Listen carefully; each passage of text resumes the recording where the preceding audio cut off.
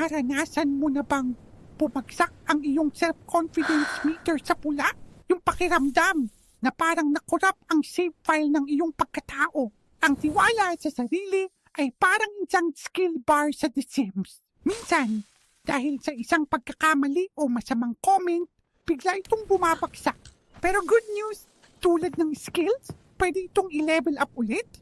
Narito ang 3 cheat codes para dyan. Una, small wins. Subukan ng isang bagong hobby kahit simple lang. Bawat achievement may plus points sa confidence mo. Pangalawa, positive self-talk. Palitan ng negative thought bubbles ng mga positive ones. Sabihin sa sarili, kaya ko to. Pangatlo, socialize.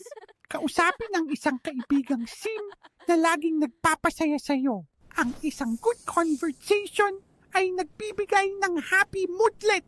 Tandaan, ang pagkasira ng tiwala ay hindi game over. Isa lang itong challenge na kailangan mong lampasan. Kaya simulan mo na ang pag-level up